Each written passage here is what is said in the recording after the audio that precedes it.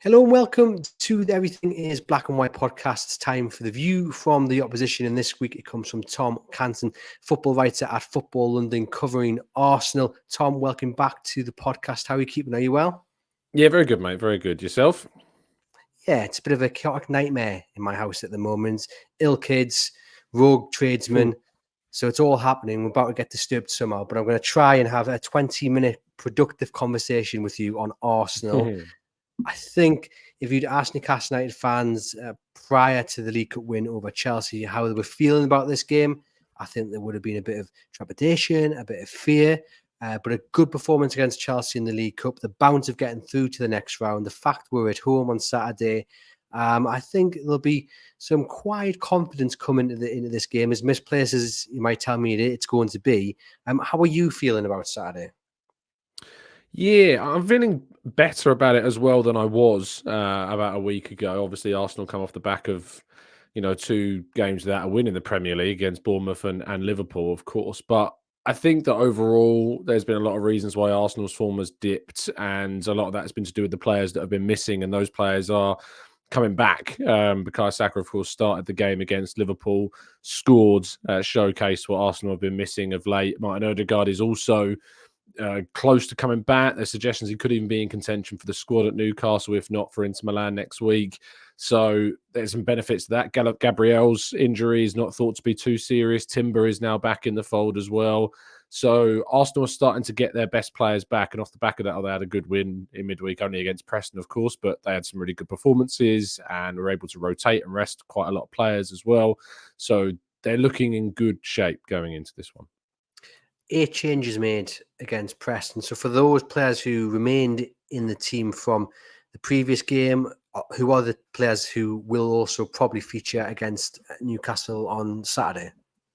Well, obviously, Saliba was suspended for the game against Liverpool, and he got some minutes on Wednesday night and did well. So he will stick to his place. Julian Timber, I expect, also will keep his place. And then Mika Moreno is the other one in midfield who I think will keep his place. David Raya will come back in for Tommy Setford. I think Timber will move to the left-back position. Partey will continue at right-back because Gabriel is, even though his injury is not serious, they may not risk him for this game if they don't think he's fit enough. So it'll be Saliba and Ben White as the defensive two, and then Partey on the right-hand side, Declan Rice, Moreno, and then Trossard, who was fully rested against Preston, playing that attacking midfield role. Also, some fans are saying that Ethan Nwaneri, who scored a fantastic goal in midweek, youngster coming through the ranks, he could arguably be in with a shout of getting some minutes, even from a starting position in that 10 role, while Odegaard remains an absentee. But I still think it will be Trossard. Jesus got his first goal since January, but I think he'll be swapped out, of course, for Kai Havertz. Martinelli did start on the left, and he'll be starting again, and then Saka will come in for Sterling on that right-hand side. So plenty of options there and lots of dangerous players that you've mentioned, but I want to focus on Mikel Merino. Of course, Newcastle United fans well aware of him. One of those who we wish had stayed a lot longer than he did. And it seemed like it was kind of the Hollywood script that he would end up at Arsenal. He's the team he's always wanted to kind of play for. And for under £32 million, it seems a bit of a bargain. I know he came and he got injured, so you haven't seen him probably in full flow. But from what you have seen, have you been impressed? Yeah, I have been impressed. I knew all about him from his time at Real Sociedad and previously with Newcastle too. I agree with you. I think he left the Premier League too soon. He definitely could have had an opportunity to play, a lot longer with Newcastle and get the opportunity to bed into the Premier League more than he did. His English is very good, probably as a result of that. I spoke to him after the game against Liverpool, and he speaks very, very well indeed. And it's his progression, it's the way in which he's kind of seamlessly adapted to the midfield. He scored against Liverpool, that aerial threat from set pieces, something else as well that Arsenal are very strong at this season, but adding him into the fold has made Arsenal even more dangerous from these corners and free kicks as well. So yeah, I think he's been a very good addition and adds a lot of depth and quality to the midfield. Yeah, I'm very, very jealous because he's one of those players which I think fans always hoped might return to Newcastle United. Instead, he's off to Arsenal, but definitely a threat that Newcastle United have got to watch out for, because he's good in the air. He's a great passer of the ball. He looks like he's got a bit of strength about his game, and he can also hit one towards goal. So he's definitely going to be a danger man for Arsenal. Who else have we got to look out for? Again, you've listed a host of players. I mean, you could spend all afternoon probably listing 7, 8, 9, 10 of them. But is there one man in particular which you think Eddie Howe will be keeping a close eye on?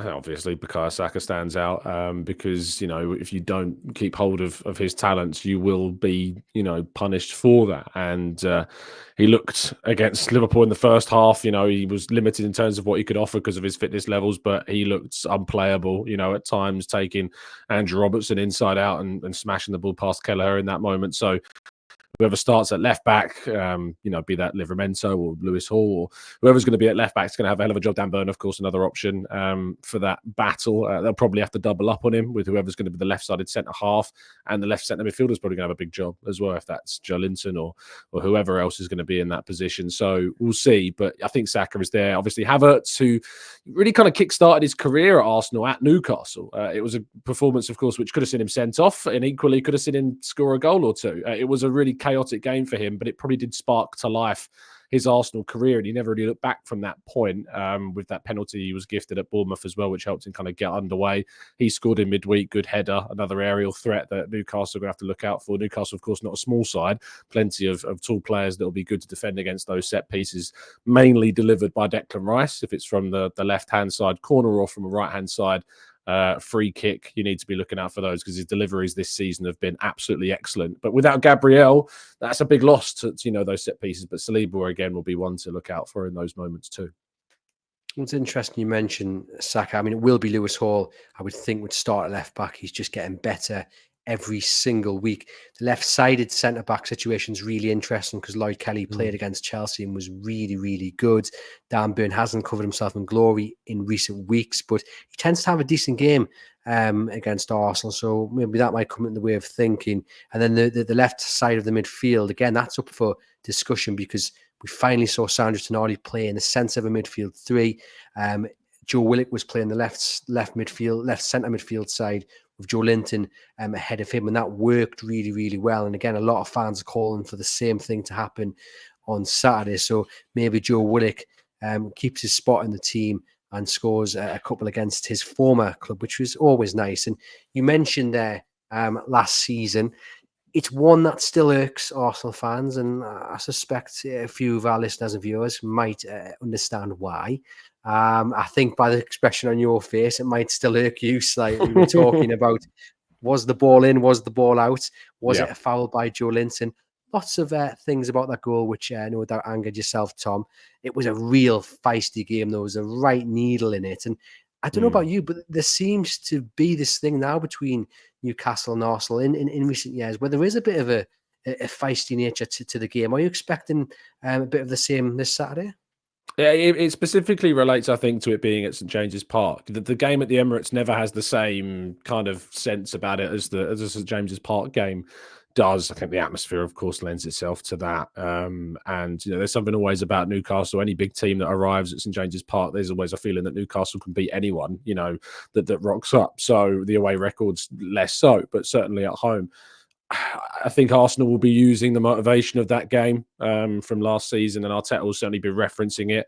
I actually, I was the person who asked Arteta the infamous question, which led him to describe something as what he interprets as disgrazia, as we have learned since, of course, the incident, which, I think there's been a lot of talk about that this week with Arsenal feeling quite hard done by across some other decisions this season. We saw at the end of the Liverpool game, Jakub Kiwior being punished for, a header over Szoboszlai, which you could liken to that Joelinton leap on Gabriel that was deemed, completely fair and legal. So it's kind of that consistency that Arsenal fans are getting very frustrated with from officiating. And the ball going out of play, is sitting in 2023-24. how there's not a camera on the goal line these days. Any ground, is in the Premier League is still beyond me. But it is, it's part and parcel of the game. And if it is inconclusive, that's what you've got to roll with. I just kind of hope that both Newcastle and Arsenal are talking about the football come full time and not about any kind of controversial decisions. I want games to be decided based upon, what happens between the two sides on the pitch with the ball, rather than, any controversial decisions made in Stockley Park, because that's what we want to see. And I think all of us, Newcastle fans as well, will have a list as long as their arm of egregious decisions they feel have gone against them in other games as well, and that is something that overall kind of points towards the level of consistency and quality we have from our officials in the Premier League that does need to significantly improve. So do you think not only what happened last season at St James's Park, but also what happened at the end of the game against Liverpool, that Arteta will be using that as his kind of maybe pre-match team talk, just to kind of try and rile the players up even a little bit more? He does sometimes use things. We've seen it in the Amazon documentary, of course, when he used Ivan Toney's tweet as an example, as something that he uses to motivate his players. But I don't know. I get the sense sometimes that maybe he wants his team to feel that, it's all about them, that it's just on them solely, and they need to kind of block out the outside factors and focus on the job at hand, and, try and be risk averse from getting distracted with those extra narratives that can emerge through games. So yeah, I think that Mikel Arteta will be planning with his team in mind for this game, and also with some players back that weren't previously available to him, and Arsenal's players themselves, maybe without even having it said to them, will be well aware of what happened last year and wanting to avenge that result. Now, one thing that's been missing from Newcastle's game this season is the high intensity play that saw them qualify for the Champions League, getting right into the face of the opposition, not giving them a moment's peace when they've got the ball. If they pass it out from the back, they were right on top of them. We finally saw that against Chelsea in the first half of the League Cup on Wednesday night. Now, admittedly, Chelsea made 11 changes. It wasn't the strongest side. There's no way you can really expect a side to be coherent with that many changes. It's going to be a totally different task on Saturday against Arsenal. But if Newcastle can sustain that high press as they did against Chelsea, is that something that Arsenal will fear on Saturday? It's always something that it depends on how Arsenal deal with it, because high presses, of course, can force mistakes. But at the same time, if a team plays through a high press effectively, it can open up some really big opportunities for yourself as well. And Arsenal are, one of the best teams in the league at playing through high presses, and with the quick, slick passing and movement of the team, and Saka and Martinelli getting in behind, and Havertz dropping into the midfield and linking up players well. If they do it effectively, they can really hurt you. But at the same time, Newcastle will need to keep the high energy. But I think it's actually been teams that have, to a degree, stood off Arsenal a little bit, maybe asked them to try and break them down, that have necessarily more offered Arsenal something of a challenge. It's going to be about taking chances when they come along. We know that big chances at St James's Park for both sides in these big games can sometimes be somewhat limited. People have snapshots, people have long-range efforts, and actually it can drop down just to a ball landing at the feet of somebody in the box, and if it's taken, it can be a 1-0 scoreline like we saw last season. So yeah, it's rarely, I think, we see big scorelines at St James's Park in this specific fixture. It's more won by, 1 or 2 goals to one side or the other. So I think it will still be somewhat tactically kind of astute in how both games and both teams approach it. But yeah, I'm looking forward to it.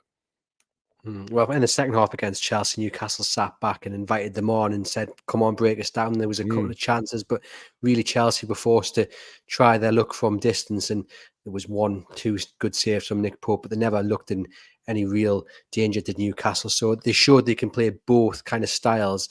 So it's going to be really interesting to see how Newcastle start the game, because again, what we saw against Chelsea was Anthony Gordon set the tone within the first minute of the game, flying in with a challenge, and it only went to a throw-in, but the crowd absolutely erupted. And again, it feels like that's something Newcastle can do really well against the top sides, like Arsenal, like we saw last season, as you mentioned, the crowd whipping up this atmosphere. So I'm really intrigued to see if they can start the game in the same fashion, and if they do, how it does affect Arsenal. Given Arsenal's ambitions and aspirations, what happened last season, how are they looking at this season? I mean, obviously they are up there challenging for the title. Has it gone to plan so far? I think actually if Arsenal win this game, they would have dropped the same number of points at the same date last year. So that kind of tells you kind of where Arsenal are at and measuring up to that. And they've had a much more difficult start to the season with the fixtures they've been handed, away to Villa, away to Man City, away to Spurs, at home to Liverpool. By this time, they'd only faced Man City at home, which they managed to win that game. They hadn't yet played Liverpool. They hadn't yet gone to Aston Villa. They hadn't yet gone to Spurs by this point. So if Arsenal can come through that and have the same number of dropped points at the same date, having played a far tougher run of fixtures with a London exclusive December coming up. They play, I think, 7 games in December. All of them are in London, and even some of the ones going into January, of course, will be as well, like Brentford. They go to the South Coast to play Brighton, so not far of a hop from London for them either. They've got a very good opportunity to perhaps build up some momentum. But this run of games that they've got now, Newcastle away, then Inter Milan away next week, and then Chelsea away the following weekend, a very tough run of 3 games for Arsenal. But if you can overcome those 3, I think Arsenal's season suddenly opens up for them, and they'll be looking at the other teams and seeing if they can take advantage of City and Liverpool perhaps dropping points with absences that they may have in the coming weeks. And of course, City and Liverpool have also got to play each other soon, so that will open up some perhaps drop points for Arsenal to take advantage of too. And how do you look at Newcastle? Because from the outside looking in, it might not look like it's gone quite a plan for Newcastle this season.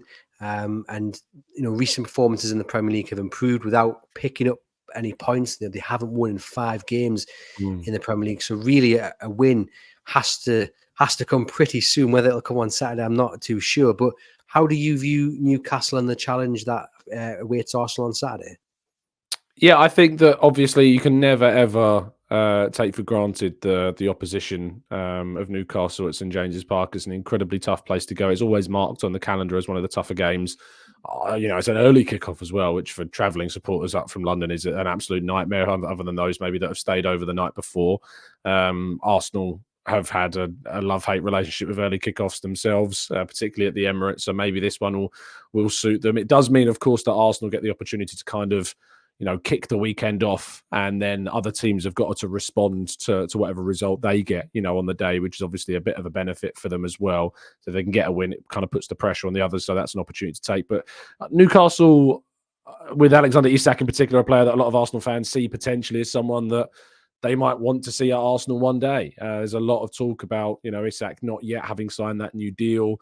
There's a lot of stuff in the media at the moment, as I'm sure you're well aware, about whether or not the investment from the ownership at Newcastle is going to continue to such a level, and whether or not, of course, with PSR, we saw that there was a need, of course, last summer with PSR for Newcastle to sell, whether that would affect them going forwards and whether Arsenal will try and take advantage of that. So there's little kind of undertone narratives. And I know Newcastle fans don't like hearing those sorts of things about, the squads and the finance side of things, because it's incredibly frustrating. And I empathise with them for that frustration. You've got an ownership that have got billions of pounds, and you've watched City and Chelsea spend it all and get to where they are, and now it's Newcastle's turn, and there's regulations in place stopping them from doing so. So I empathise with that completely, but that is the reality right now. And Isak is certainly someone that Arsenal like, and certainly someone Arteta's a big fan of, and somebody that, if he doesn't sign a new deal, and then maybe even if he does, that Arsenal will be looking at as they try and approach to replace their striker next summer.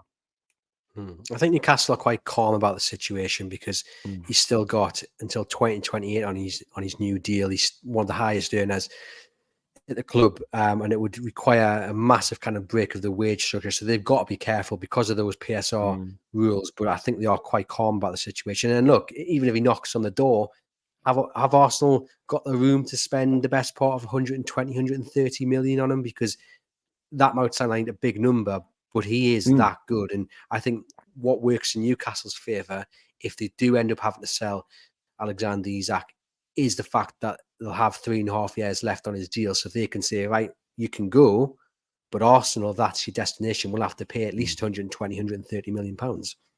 I think Arsenal would be under no illusions that that's what it would probably cost. It would cost them a club record fee to get that deal done. But I think Arsenal have set themselves up for 2025 incredibly well. They had effectively a net zero summer. They brought in Mika Marino and Calafiori and Raheem Sterling on loan and Neto on loan, but they sold a lot of players, moving on Emil Smith-Rowe, moving on Eddie Nketiah.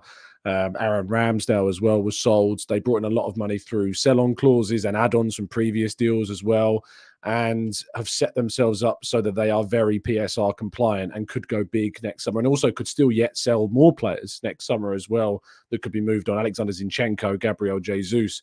these are players that could yet bring Arsenal more money. Kieran Tierney being another one that Arsenal may be looking to sell next summer and bring in more money. So yeah, they're going to be very financially free, I think, in 2025 to go big on particularly a striker, either Isak, perhaps Victor Gyökeres as well at Sporting is another one they're very much admirers of. Benjamin Šeško at RB Leipzig is another player. So it's not destined that it's just Isak. Arsenal are looking at a lot of top strikers around, Europe and around the world to potentially be, that marquee figure and to close the gap to Erling Haaland, which is ultimately the main goal of that position.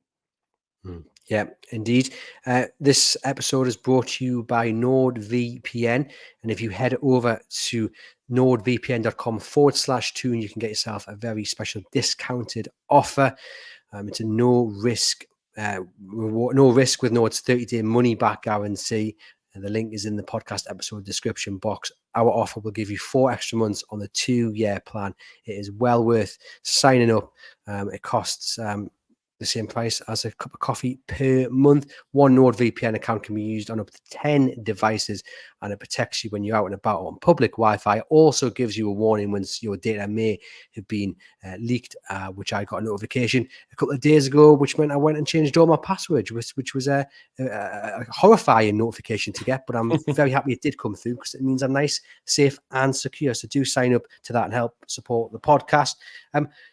It's going to be a great game, I think, on Saturday. We've mentioned Isak. Is there anyone else, Tom, that you're looking at and thinking Arsenal are going to have to keep him quiet from a Newcastle point of view?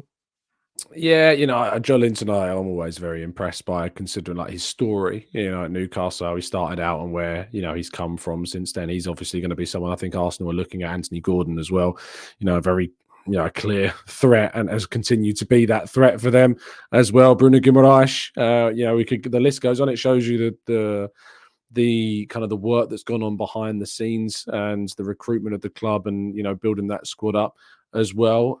Is Murphy fit for this game? Because Murphy's someone always I look at as a threat and very incredibly underrated player as well. We'll have to wait until Friday to get some word on that from Eddie Howe, but he did miss Wednesday's game through injury. And to be honest, he's got a bit of a love-hate relationship with fans. I think everyone likes his cheeky nature, his 100% effort that he puts in, but Newcastle are crying out for a talented right winger because Almiron is just nowhere to be seen. Murphy hasn't taken his chance. Gordon actually played really well there on Wednesday, but he's much better on the left. But it might have to be the case that Gordon fills in until January, when hopefully Newcastle signs someone like Brian Mbeumo and can elevate that right side. But we'll have to wait and see what Eddie Howe says on Friday. And even then, you don't know if it's the truth or not, because you might say he's out injured and he'll turn up on the squad list for Saturday. But like we say, always 100% effort, but maybe not the man to really hurt a talented side like Arsenal. But it's going to be interesting because Eddie Howe has a lot of selection dilemmas for Saturday, which is a really good thing because we haven't had that in a long while. But because of the performance that people put in on Wednesday with the 5 changes made, there's a lot of questions to be asked about who starts on Saturday, which is always what you want from a manager's point of view. All that remains to be done then, Tom, is to get your score prediction. How is it going to go on Saturday? I'm going to go 2-1 Arsenal. From my perspective, I think Arsenal have got the firepower to do it. I think obviously there are some question marks about the Newcastle team and form at the moment, but never rule them out. That's why I think it'll be a tight game. I'm going to go for a 1-1 draw. I think it'll be a feisty game. I do, like yourself, think it'll be a tight game, but I'll take a point because Arsenal, I think, are much better than Newcastle United. They're up there for all the right reasons, and Newcastle have struggled. Their form isn't great in the Premier League, but hopefully that win against Chelsea in the League Cup can kickstart their campaign, and it'd be the perfect way to do that with victory over Arsenal. But I'll take a point and then hope for a little bit more. Thank you, Tom, as always, for providing the insight into Arsenal. Thank you to you guys watching and listening. Give a thumbs up on the YouTube channel. Hit subscribe. If you're listening on the audio platform, please leave us a rating and review. And remember to go down to the podcast description box and click the link for your NORD VPN subscription. It's been a pleasure as always, and I'll see you guys very soon.